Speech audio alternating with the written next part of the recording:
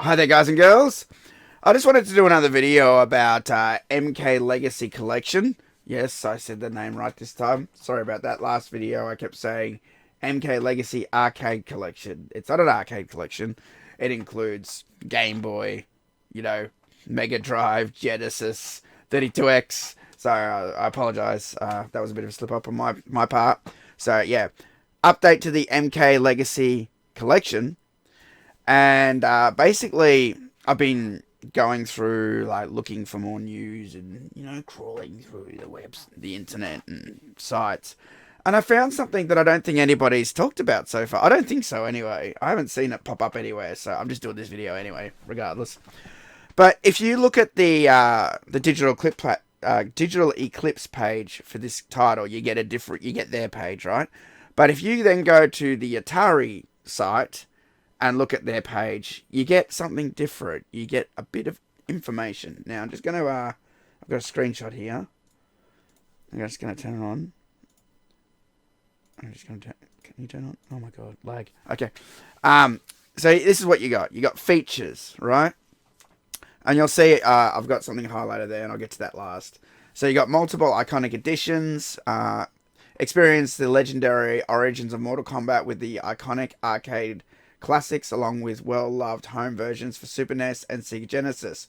Dive deeper into the rare and fan-favorite releases across Game Boy, Game Gear, Sega 32X, Game Boy Advance, and more.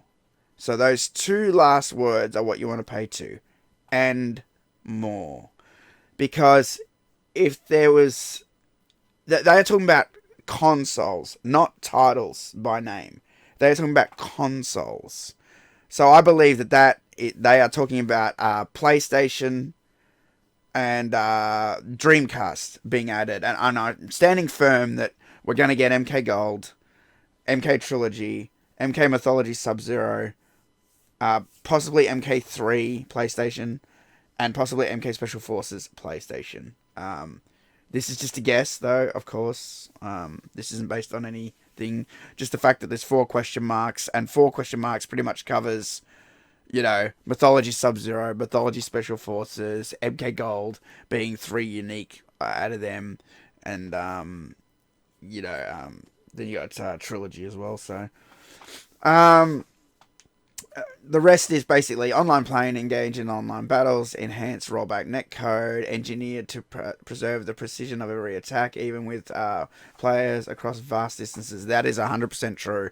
Rollback netcode is amazing, and I can't believe that I'm going to be able to play like MK2 Game Boy against you guys with rollback netcode. That's fantastic, and I'm really looking forward to doing it. Interactive documentary, this is great. Deep buried behind the scenes content chronicles the history of the franchise, featuring exclusive new interviews with the original MK developers Ed Boon, John Tobias, Dan Ford, and John Vogel, and dozens more. Finally, we're going to get a video where they talk to not just Ed and John. No offense to those guys, of course, but I want to hear more from Dan Forden and John Vogel. I mean, it was a team. They all worked on it, and I really want to hear some, it said deep behind the scenes, right? I've always maintained that I'd like to hear Dan talk about some of the audio technology used in the Mortal Kombat games, seeing as those soundtracks are so vast. Like, what equipment did he use? What sort of Yamaha keyboard was it? What sort of chip was it? Do you know what I mean? I think that stuff is important because there are a lot of people, I've come to realize this as a content creator, there are a lot of people who, they have a connection to music, right? But they played Mortal Kombat growing up, and they would like to know, like, what was the technology used to create their beloved Mortal Kombat soundtrack, And it's good to have content out there for someone who's into music, maybe even sheet music of the music of what he did, the synthesized tracks, And that's something that Dan Forden can talk. I'm sure he can talk about it because that's his field, right? He can talk about the audio tech and what he did and how he made those awesome soundtracks. Do you know what I mean? And it's the same for, John Vogel doing graphics or writing, and, Ed Boon doing code and talking about assembly language, John Tobias talking about, story mythology, inspirations, writing, and that's something we need, and it's great to see that looks like they're doing something along those lines. Well, that's what I'm hoping for anyway. Then we've got the full story.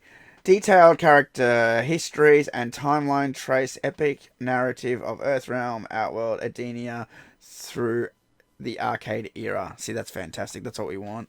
Um, the best story is those stories: Earthrealm, Outworld, Edenia. And we're going to get a detailed description, which is fantastic. Now, lastly, and this is the big one: no more secrets. I saw this and I was like, I swear no one's talked about this.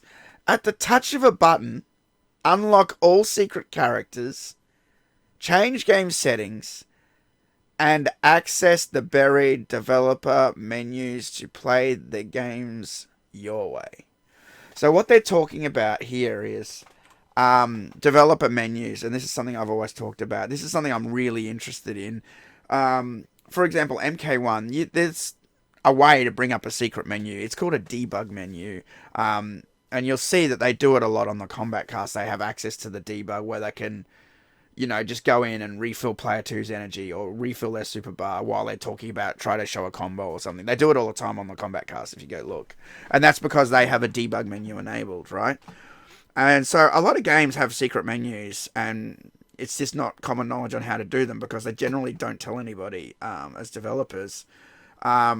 One thing I know, I figured out once was, and it's not a big code, but almost all the Mortal Kombats, especially the 3D era ones, from 3D era onward, I'd say, you can bring up the version of the game in settings. You can get the build number in the corner. That's all it does. It just shows me the build number.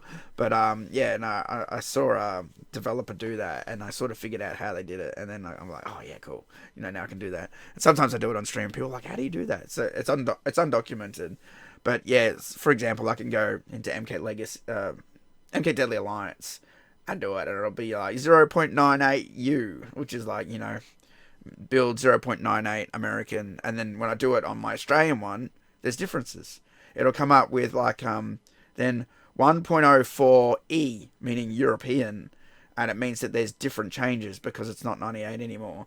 For example, one of the changes in Deadly Alliance, and Tabmock didn't believe me for a long time, and now he realizes that there are different versions with when you buy copies around the world, subtle changes like regional differences and things. But when you beat Deadly Alliance in Australia, it just has a picture of Shang Tsung and Quan Chi like dead in front of the Solnado with the dragon logo, and it says nothing. And when you do it in America, it says champion in front of the dragon logo. When you do that in Europe, it doesn't. That champion's disabled. It's not there. He thought I was like tripping until I showed him once, and I'm like, see it. He's like, oh shit. Yeah, no. So that's one of the differences I can tell you that got changed in those new builds after 0.98 to 0.104 or 114, whatever it was, 1.114. So all these games have developer menus. Sometimes they get found out, sometimes there's a secret code. Sometimes it could just be the secret menus. Like, for example, Super Nintendo MK3. Scott's stuff, cool stuff, sound test, right? AYBX for sound test is the code. AYBX on Super Nintendo, sound test comes up, right? So it looks like you're just going to be able to go into an easy menu without knowing the codes and enable those things. Enable developer menus. This is awesome. It looks like you're going to be able to go into Mortal Kombat 1 and enable EJB menu, enable Ed Boon's menu on MK1, MK2, MK3. That's fantastic. That's cream of the crop. That's something I always say. I love options. I love being able to like play around with the game and experiment and see what happens and poke around, and that's how I found the last secret in Mortal Kombat, the security screen. This is Mortal Kombat. I'm still glowing at finding that. I mean, it's nothing big, but to find something and be the first in the world to find something, possibly the last thing in Mortal Kombat, my favorite Mortal Kombat game was amazing. But yeah, so we're going to be able to just enable this stuff and enable these menus, and it makes me wonder, like, is there going to be like a dev menu on Game Boy or Sega or something we haven't seen. So for me, this is pretty big news, and being able to play with this stuff is amazing. And like I said, I haven't really seen anyone mention it. I did see someone, I think, say you're going to just be able to unlock the characters, but I don't think anybody talked about the developer menus being accessible. I've never heard of a collection doing that. I don't think even the Cowabunga collection does that. No, that's really cool. Like, for them to do that, for the developers to let us, like, play around with that stuff. I think that's really awesome, you know? And it really goes to show that this collection's going to be really good. It's going to be awesome. I'm hoping there's a physical release. I have stumbled across the Legacy logo. Is like generally like a widescreen one, but there is like a taller one that includes more of that background, that rock background, and it does look more packshot size. However, there's no PlayStation or Xbox or, you know, any copyrights or ratings or, you know, any text at all. It just looks like it could be the size of a packshot, and you can see that on the Wikipedia for this collection. They have that as the picture. So I'm hoping that there is a physical release coming. We really need a physical release, and we need a collector's edition, 100%. You know, so we'll see what happens. But yeah, no, I just wanted to update you guys about this. Also, oh, actually, yeah, I forgot to mention this. When I was talking about the dev mode, here is a screenshot from Mortal Kombat 2 source code. And a lot of you might not know this, but Ed Boon called the EJB code Octopus Mode. That's what it's referred to as in the Mortal Kombat 2 source code. That was his like developer name for his EJB menu. And so what you're seeing here is a bunch of functions that get called by Mortal Kombat 2 when they need to do something. For example, Octopus Mode is GS_Octopus. When it calls that, it then jumps to that part of the code that displays the EJB menu. Another example, you might see GS Secret Intro or Intro Secret. You might wonder what that is, because I did. And you might think that that's a secret intro to the game. No, it's not. What it is that's the sequence when you unlock a secret character, when it goes to the portal and the question mark comes out and goes, bum, bum, bum. You know, you have found a passage from Earth's realm to our world. You now must face a character from Mortal Kombat 1. Prepare yourself. Bah. That's that. So they have a sequence design for everything. For the intro secret, they have a bargaining mode, which is called GS Barge, which is funny when a player barges in. You know, player 2 has entered the tournament, player 1 has entered the tournament. Those are the functions for those. Post-player select mode. I guess that's like a versus screen or something. Then you got the game over screen where it just literally flashes game over, or picks the secret game over screen if you're lucky enough. Your enter initials, which goes to the enter initials screen where the joystick has different functions. It moves the cursor. You got the falling down the pit sequence, pitfall, which we didn't have in MK1, you know, and that has the overhead. That's the function for that. So, or the variable for that. I'm not sure what you really call it in assembly. Assembly language isn't my thing. I don't know a lot about it, but that's what it's doing. And then you've got GS Diag. That's your diagnostic menu, which is like your test menu or your service menu inside your arcade. But yeah, Octopus Mode is the secret menu that he called his EJB menu that had a lot of more information like jade clues and, you know, short attacks and watchdogs, and error traps, SEC resets, and blah blah blah. So it's going to be great having to be able to play with this stuff. I think it's excellent. I don't think I've ever heard of anything like this, you know. So I'm really excited, and it's going to be awesome.